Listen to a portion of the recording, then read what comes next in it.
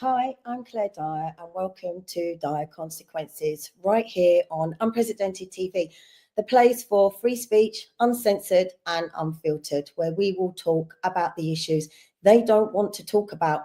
You can find us on YouTube and X, so if you haven't already, please like, subscribe, and turn on those notifications so you never miss an episode. I'm sitting down to talk about something that's very real. It's my own experience with harassment, threats, bullying, and online trolling, and not just how it's affecting me, but what it says about the world we're actually living in. Because right now, we're in a society that's becoming increasingly comfortable, even complicit with online abuse. People are harassed, doxxed, threatened and stalked online daily, and it's often brushed off as it's just part of the internet. Yet in the same breath, you can be investigated or even arrested for a tweet, depending on who you are, what you say, or who you give offence to. So we're forced to ask, where's the line? Who gets protected and who gets punished? This isn't about playing the victim, it's about holding up a mirror. So today's show is going to be a little different. Normally, I'm the one asking the questions, but today I'll be the one answering them. So I've invited Marilyn Hawes, Chief Executive Officer of Freedom from Abuse, to step in and interview me. So on that note, thank you for being here and welcome to Dire Consequences, Marilyn. Thank you for doing this. Well, it's a pleasure to meet you. And Claire, I couldn't agree with you more. I mean, this online world is horrendous. And actually, if you go back in time, we have Mark Zuckerberg to thank for this when he invented Facebook, which even today has got no security on it whatsoever. And you're talking about a world of abusers. My background is my children were sexually abused. My 3 boys, I've got 4 kids, and they were abused by the head teacher. And I was the deputy head. I had no idea. I didn't even know what grooming was until the police turned up one day and said, we think your children are being abused by this guy. I went, pardon, what? He'd been my best friend. He helped me get out of my 19-year domestic abuse marriage. And then he goes to court, fast forward to where he says he's guilty. And he walks away with a £200 fine. Wow. And a suspended sentence. And I thought, I don't think so. So I then was told by everybody, you can't do anything. I thought, watch me, just watch me. And I was worried. I mean, you're probably younger than me. I remember Myra Hindley, and I thought, are people going to think I'm a procurer? Because there were lots of boys that he abused. Anyway, I took it to the High Court of Appeal without any lawyers, and I won. And Harriet Harman was sat next to me in the High Courts of Appeal and High Courts of Justice. And she said, oh, you better put some lipstick on. I said, why? She said, the whole of the world's press are outside because you're the only woman that's ever gone to the High Court of Appeal without a lawyer and won. I was absolutely gobsmacked. And from there on in, I've been a media whore. But, I am passionate about not anyone in their life suffering from abuse. So I've been into prisons. I talk to people who are the perpetrators. People think I'm nuts, but to me, that's how you understand the problem. What creates an abuser? What is it that we miss? So as a deputy head, I look back at my life working with children when we didn't know any of this stuff. No one talked about it. And I think, good God, how many kids have I failed? Because I've seen so many, and it's all about those very, very early year behaviors. And these people that are now doing this to you and they're just, it's obscene. It's just vile. And the police are so inept. I think some of them are a bunch of numpties who, wherever you go, you are the second person I've spoken to today with another lady earlier today. It's dreadful what she's going through. She's being really infiltrated by gangs and terrorists. No one's listening to her. And because the moment you step on anyone who's a boy in blue, they look after themselves. So the police will close down on you. And that's what I've experienced over 23 years of people time and time again. And it's atrocious, absolutely atrocious. So I think it's great to be on this show because I want to hear where have you gone with this story? I mean, look Well, at him. This is a cowardice. He had to hide his face. well, this is kind of how it started for me, because to be honest, I never really used social media that much. I don't either. I was what was called probably more of a silent stalker. I only had Facebook, and I would go on Facebook, and I'd very rarely ever post anything. But it kind of started 5, 6 years ago for me, when obviously I saw what was going on in this world, and I felt that I had to speak out about it. And the only way that I could do that was through my social media, so mainly Facebook. Um, and I managed to get through almost 5 years with probably next to no trolling. I mean, you'd get the odd comment on your Facebook, the odd insult, but I wouldn't really get anything in my inbox or anything like that. So the picture that we've just seen, that's kind of when it started for me, the actual real threats and harassment. And this was with ULEZ Security. And this guy, they all kind of dress like this, wore balaclavas. You can see he's got a body cam on. He's supposed to be wearing an SIA badge, which means he's the Security Industry Association. Yeah. So like your average close protection officer, door bouncer, the security you see in shopping centres. But these guys weren't. They didn't have a uniform. They were wearing balaclavas. So obviously a lot of people, well, some people don't know, ULEZ is the ultra low emission zone that obviously came into Greater London. That was introduced, well, it wasn't obviously Sadiq Khan, the Mayor of London's initiative, but he was the one that obviously implemented it. And from the moment it went live, we would get camera vans come round. So people like myself around the Greater London would just use boards just to block the cameras so people wouldn't get fined. But they were accompanied by 2 ULEZ security, as we called them. Over the course of time, people have been threatened. People have been assaulted quite physically, quite badly. I managed to escape it for some time. And then all of a sudden, I started getting a lot of messages, a lot of threatening messages. And I did work out which ULEZ security it is. And we do have a picture of him. We do have a few. And I think if the studio can pull up some, no, it's not him. This is the guy. So we worked out over a course of time that it was this guy who was messaging me, and I had met him on the ULEZ fans, and I had actually, honest to God, was always polite to him. So it was quite shocking as to why he was sending me threats to set fire to my car. They were going to come down with a jerry can and basically petrol bomb my car, so they knew what car I had. They threatened to rape me. They sent me videos of what he was going to do to me.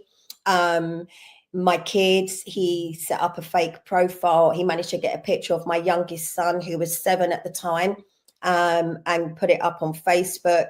And it went on for months and months. And I would say I was quite lucky in the fact that I have a relatively good relationship with my MP. He is a Conservative MP. We will come back to this in a minute, because this is currently what's going on now. So my MP contacted our inspector and got the police to come round straight away. This is where the downside is of why people can get away with harassment, abuse, trolling, and threatening behavior on social media, because the police have said to me that Facebook will not cooperate with the police. There's a whole range of criteria and policies and things that have to happen before Facebook will give up IP addresses to certain accounts. And I think people know this, so they know that they're safe behind a screen. So this was my first, what's an IP address? I don't know. The studio's asking me. Can I just interject here a minute? Yeah. The thing is about any of these apps, any social media, when you go on it and you click terms and conditions, it actually says we now hold your data, we own your data, we can use your data, we can sell your data, and they do. And that is the small print in all social media, whatever the app is, whatever it is, TikTok, whatever. And when I go into schools and I train kids about this, they have no idea. That's why I don't do social media, because I don't want, and that's the trouble. Facebook is like an open book for anyone that wants to try. I mean, I've been stalked 3 times physically, not on, I've had idiots online, but I just don't. I mean, have you? I don't want to know where you've gone to with this. Have you gone to the abuse site, online abuse people? I assume you have. Well, this is to say, this was the first time I'd experienced it, and that was last year, and it did stop. And obviously, because these people, the ULEZ security, they were protected because essentially they were TfL representatives. So you kind of think there was nothing was ever going to come of it, because, they were representatives of TfL. So their security company was contracted to TfL. And obviously TfL goes back to the Mayor of London. And the Mayor of London... don't start me on him. Yeah. So the Mayor of London owns the Met Police. Oh my God, what a slime ball. Honestly, truly. I mean, honest to God, he talk about unfit for purpose. But what is he wanting out of you? What is it? Is he want money out of you? Is he blackmailing you? What is it they want? I think I'm probably do you know what? I think I'm probably a massive pain in their side, just for the sheer fact of what I do. It's probably costing them millions. But I think these guys, they just did it because that was the type of people that were employed. They were just not professional. No, they're rednecks. They're rednecks. They're just bully boys. And I mean, I love to take out a bully. I really do. But I don't. But what? Yeah. I don't understand stalking at all. I mean, I have suffered it 3 times, and it is. I don't think people realise. They go, "Oh, I understand." No, you don't. Yeah. You don't understand unless you've been there, and until you've been there, it is so intimidating. It's absolutely hideous, and you're looking over your shoulder the whole time.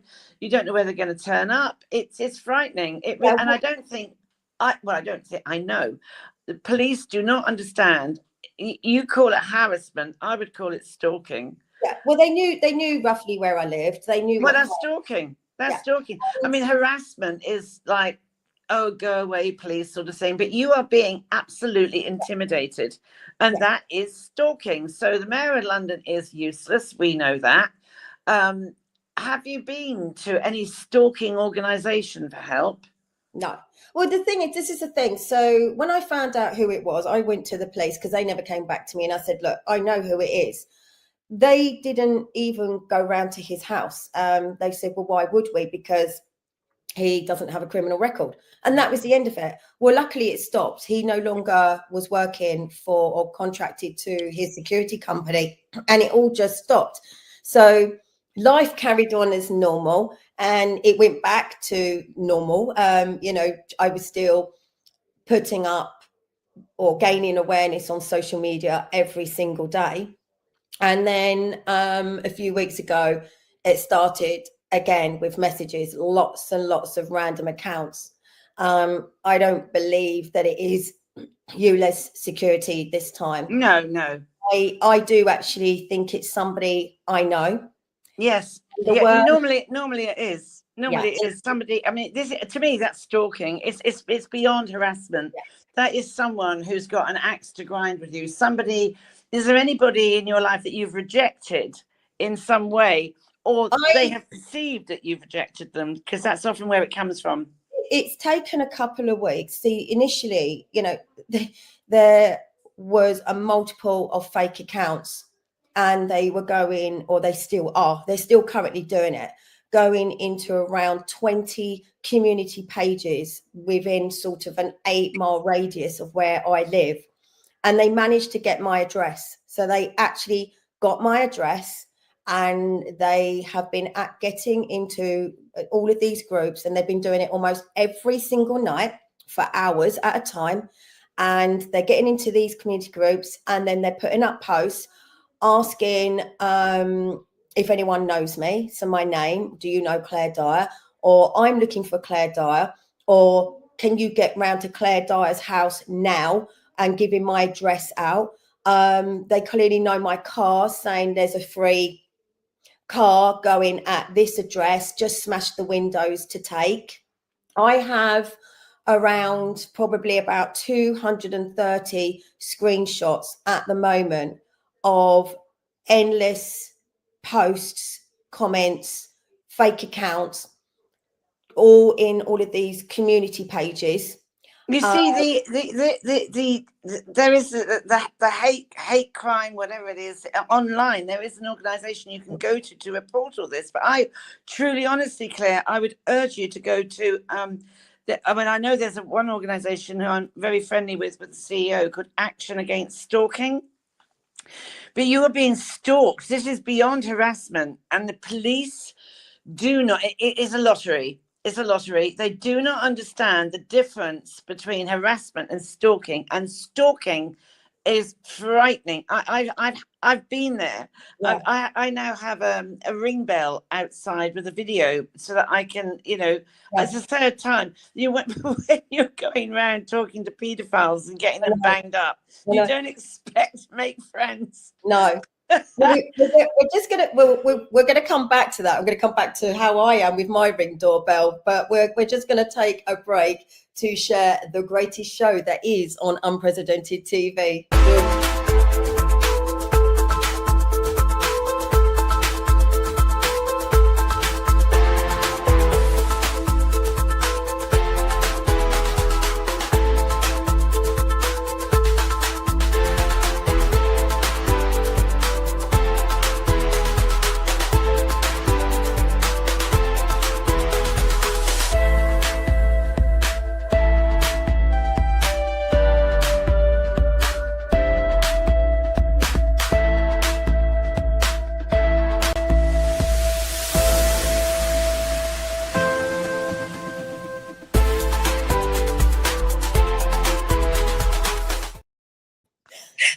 Laughing because I had no idea what show he was going to be. They were going to be putting on. So I feel honoured and privileged to the studio and also to my boss, Limpet Opik. So your boss, Limpet, oh bless.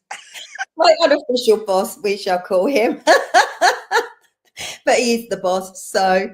So I learn. I mean, I know that, as you just said, what I've been doing, what I am doing, the things that I expose and the things that I do out on the street is not to gain me a lot of. It's going to gain me friends, but it's also going to gain me enemies. And I accepted that. And I've had comments made. Well, you put yourself on a pedestal and put yourself out there, so you made that choice. Put yourself on a pedestal. I had a long conversation today. And another guy who Limbit has very kindly been supporting, and this is people. It's actually migrants around. You need to watch the program; it's horrific. Around Hillingdon and the hotels, right? Mm-hmm. And he's been sort of jettisoned into the spotlight because he contacted me. I went, "Oh, I know a guy who'd love to interview you."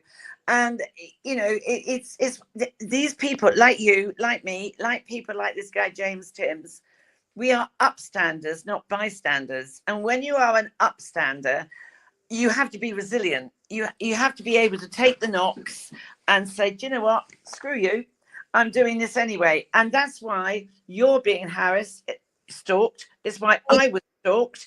And you know what? I'm not going to stop. At the time I went to the police, and I mean, one of the people that stalked me was a former police officer, Metropolitan Police. And when you've got the boys in blue involved, if it's somebody that is a boy in blue, they won't protect you. They protect their own. That's a fact. But I'm not. You, like me, believe passionately in what you're doing. I believe passionately in what I'm doing. I don't want to see anyone abused, let alone children. I don't want to see anyone abused, and I would love a world where no one is abused. And when you're that passionate, there's so many assholes out there that, quite frankly, they don't like the you and I, and you have to take that on the chin, and it's horrible. And it's mental health. It really impacts you, but you're not going to stop. Yeah, so the studio have been putting up a couple of messages, and obviously one saying you deserve all what's happening to you. So basically they're saying I deserve all the harassment. No, awful. Awful. If the studio can put up a few more, because I'm not going to shy away from this. So Absolutely not. I'm going to put Absolutely it out not, and neither should you. Because I'm not going to read this out. Can you see this one at the bottom? I'm sorry, Spirit. My eyesight isn't great, and I actually one of my lenses dropped out today, my glasses, and I don't think I put them back in right. I'm not. I've been asked to read it out, although I can't actually. Oh no, hang on. I'm trying to expand. I still can't see it. You see, I can't even pronounce the word. I'm trying to expand it. I'm actually concerned about your comment, because people like yourself are usually the ones. Oh, hang on a minute. What's it say? Usually the ones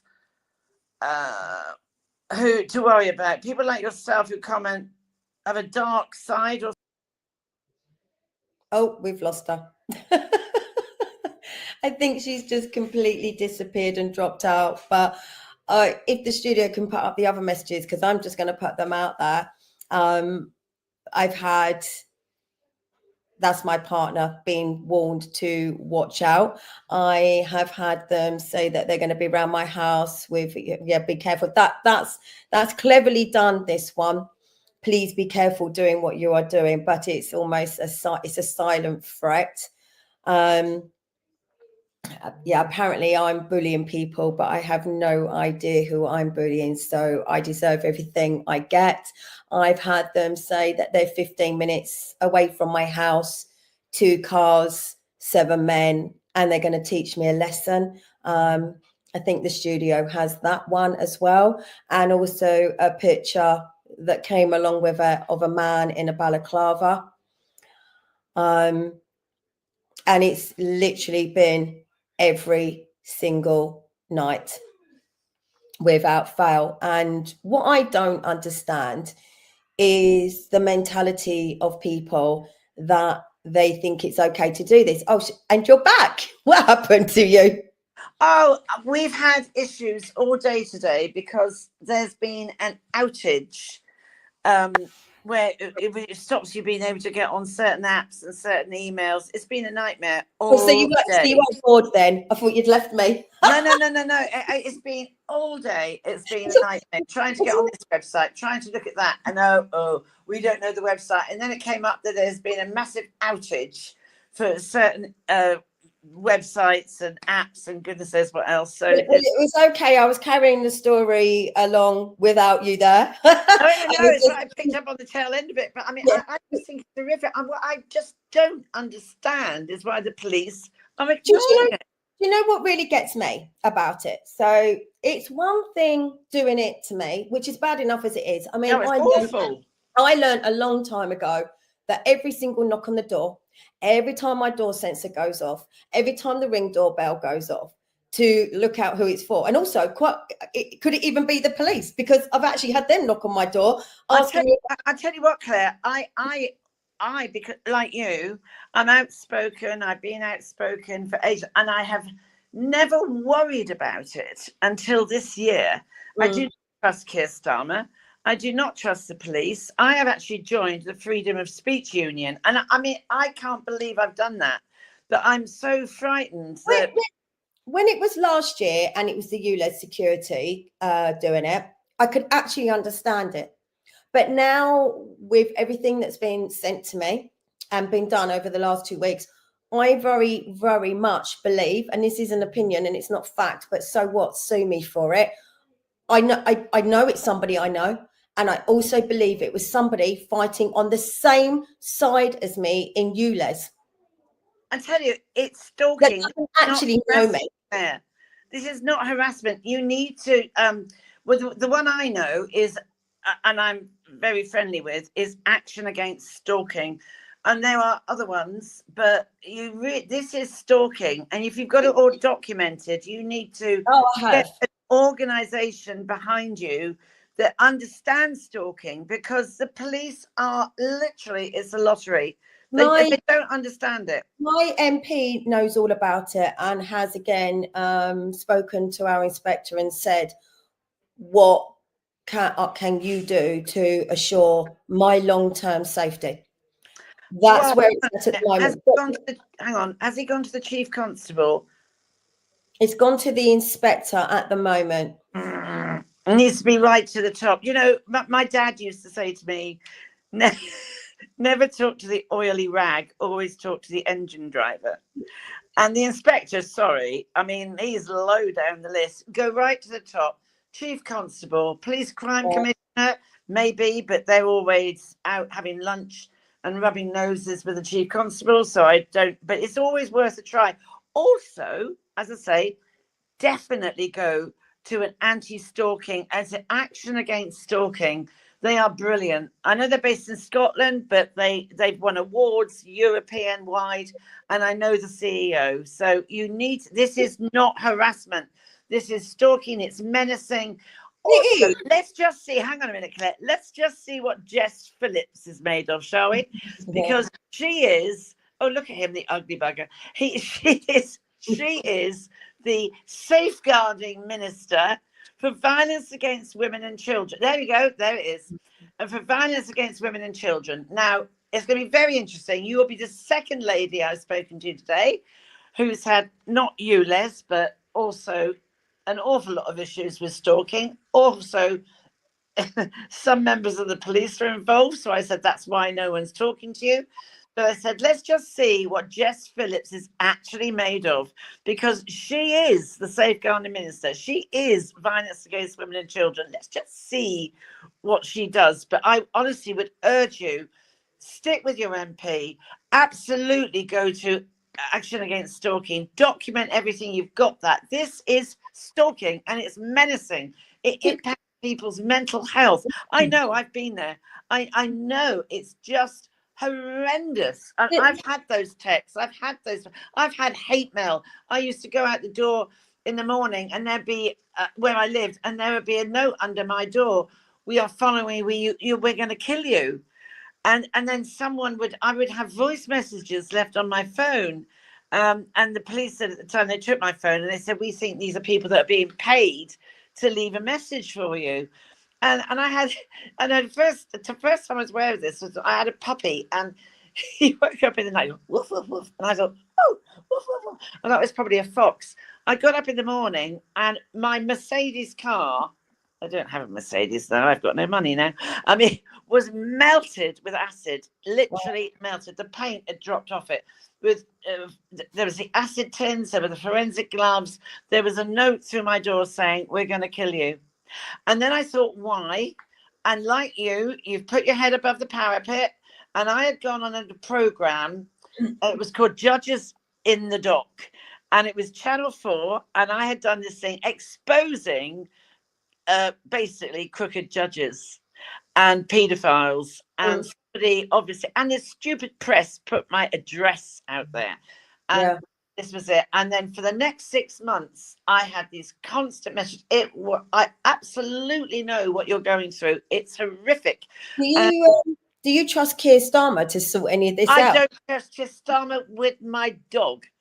I don't trust him. I've met him. He is an absolute slimeball. I mean, people used to talk about Tony Blair as Teflon Tony. This guy is never here, Keir. You know, I don't trust him at all. I'll tell you why I don't trust him. Because many years ago now, you probably don't remember it, but I've been in the abuse thing for 23 years. And there was a lady called Frances Andrade. And Frances Andrade, and so I was head of music at a school, deputy head of music, right? And Frances Andrade was encouraged by her peers. She was then married with 3 children, and she'd been abused by her violin teacher at Cheatham's music school, right? And several people said, oh, I was as well. Please come and, give evidence in court. She didn't want to, but she did. And then she stood there behind the witness box, and the barrister kept saying over and over again to her, you are a liar and a fantasist, aren't you, Mrs. Andrade? No, I'm not. You are a liar. And she kept on and on and on. And the next day she took her own life. So our wonderful never here Keir decided that he was going to have a round table group, to which I was invited. And this was going to be the Victims' Rights Bill, because he said this can never happen again. We cannot have barristers talking like this to witnesses. Well, they still do. Anyway, so we started doing this white paper, and we had the first meeting, we had the second meeting, we had the third meeting. And I thought, I don't know, there's something weird. Jeremy Corbyn had popped up and Brexit was on the horizon. And I started saying, well, hang on a minute. If we actually with the Europe, we've actually got some very good safeguarding things that are in place. Is this going to go out the window with Brexit, or can we embrace them? And we talked about that. And I can remember coming home and saying to my kids, do you know, I'm not being funny. I think he's going to drop this and do a runner and hang on to the shirt tails of Corbyn. So we'd had the third meeting. We all rocked up for the fourth meeting in Portcullis House. He wasn't there. He didn't turn up. We never had the courtesy of an email from his PA, nothing. He literally vanished away, evaporated into the ether. And from that moment on, I said, I will never trust that man, because he did exactly what I thought he was going to do. He's after the main chance. He wants to be head of Labour, and he is. And look what a mess he's made of it. I've never known. I am terrified about what's happening to this country, and everything is gone. Everything is broken up. I couldn't even. I knew he was going to be awful because I've worked with him. But I didn't think he'd be this awful. I mean, it's just hideous. You know, what you need to do is come over. I'll tell you what, Claire, go to France and come in a rubber boat. And then, you'll be looked after. I've always said I don't trust any political party because I don't trust any of them. They're all the same. But they are all the same. What you don't have now is real politicians. These people are opportunist career politicians. They're not really interested in the country, because they wouldn't, if they were, they wouldn't allow. They don't do anything to sort out the grooming issues of any form of harassment. And the thing, rape gangs. And the thing that gets me really about all of this is I know in my heart that all I care about is humanity. Yes, I care about people. All I want is for people to see what's going on because of what they're trying to do to us, this agenda that they're inflicting on us. That's all I do. I'm out there every single, and I accept that I've put myself in the firing line. I've put my head above the parapet for good. What I can't accept is that the person that is currently doing this, who's trying to put my address out online, he's putting my children at risk.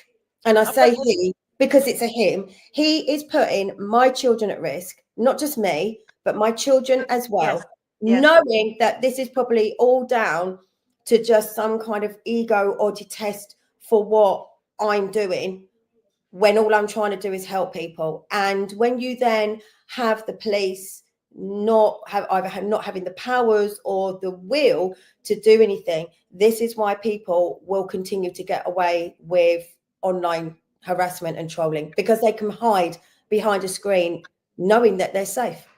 But there is I can't remember what the name of it is now. You can report it to an organisation for this sort of communication. But the problem is, right, if you think just this particular incident, this is every single day for hours at a time. You get you say about affecting your mental health. I'm not going to allow to go, oh yeah, this is affecting me, because then that's kind of almost a show of weakness. Yes, it's taking up my time trying to stop my address for going out online. If it wasn't for my address, I'd be like, do you know what? You carry on. You're clearly that fixated and obsessed with me for whatever sick, twisted reason. You know, you clearly don't care about children. So who's the nasty person here? Who's the actual bully? Who's the harasser?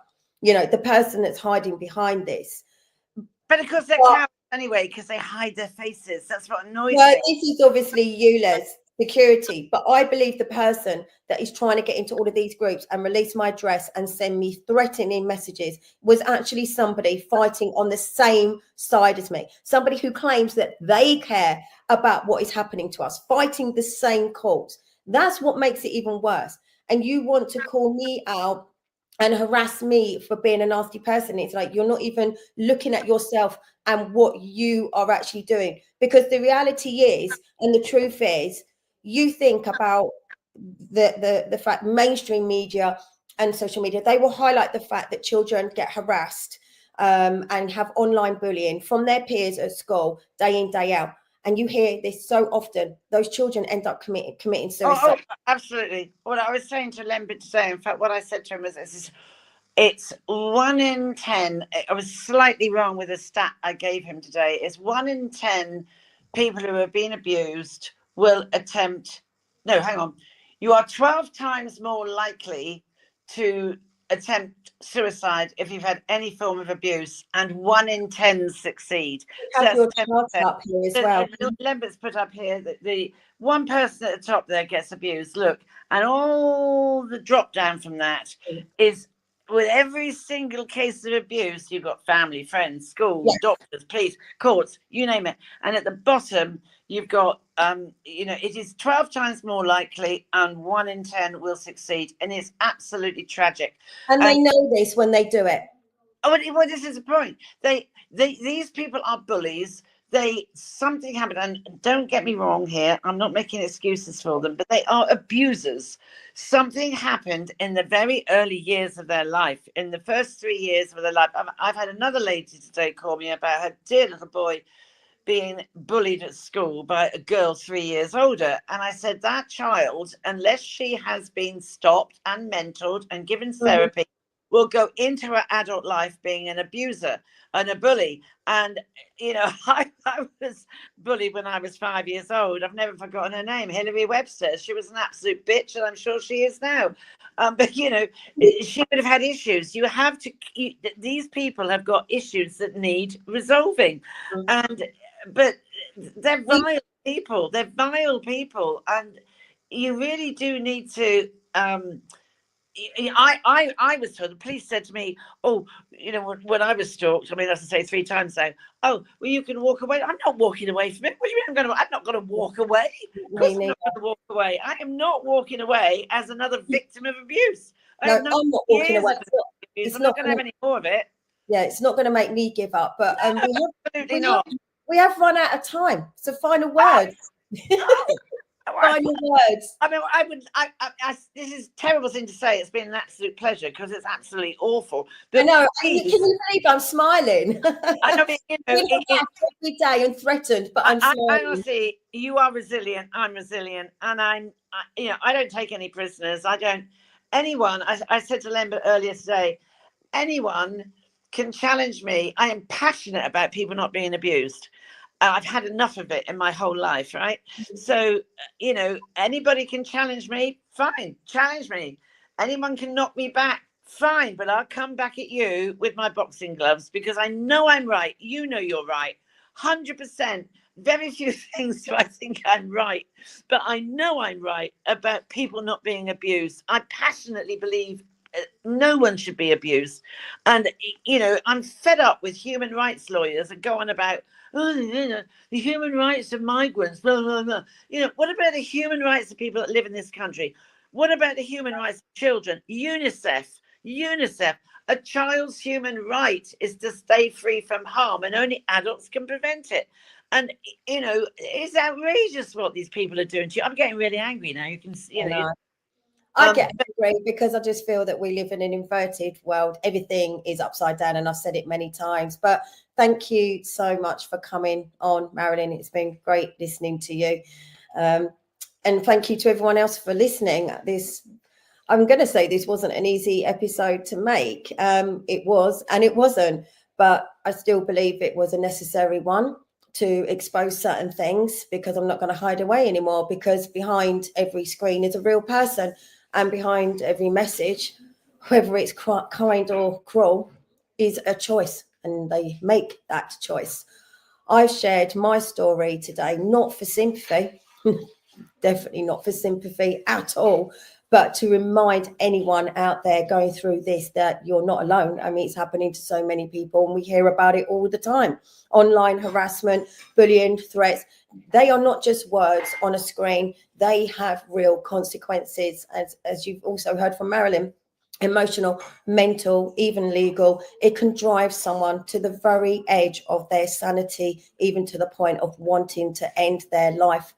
And I'm pretty sure the people that do this are very well aware of that. And it forces us to ask some really hard questions. What kind of mentality does it take to deliberately try to destroy someone from behind a screen, but not just them, their family, their children, and anyone else that is affected by it? What drives that absolute level of hatred, obsession, or cruelty, especially towards people sometimes they've never even met? Somewhere along the way, society has become disturbingly comfortable with this behavior. Online abuse, it's brushed off as normal, as it's just the internet, while at the same time people can be arrested for what they post or say, depending on who they are or who takes offense to it. The double standards are clear, the damage is real, and the silence, it costs lives, and it's costing lives. But I honestly do believe we can do better, and we can challenge this culture, and we can start by recognizing the humanity in each other, even when we disagree, even when it's hard. And if you've been a victim of online abuse, please know that you are not alone. And if you've ever even taken part in it yourself, ask yourself why. Ask yourself what it achieves. Words can wound, but they can actually also heal. So please, let's start choosing them more carefully. There's a reason we're having this conversation here on Unprecedented TV, because this is a platform that represents the people, a place that delivers real news, the truth, raw and unfiltered. No spin, no agenda, just reality. And that's why I invited Marilyn Hawes on today to step in today, because this story, like so many others, it deserves to be told honestly. And if you believe in what we're doing, if you believe in giving a voice to those who've been shouted down, cancelled, silenced, or ignored, then please support this channel. Like, share it, subscribe. It's on YouTube, and you will find us on X, not just to follow the show, but to stand for something bigger. I'm Claire Dyer, and this has been Dire Consequences on Unprecedented TV. Let's keep talking, let's keep questioning, and please, let's do better. Thank you.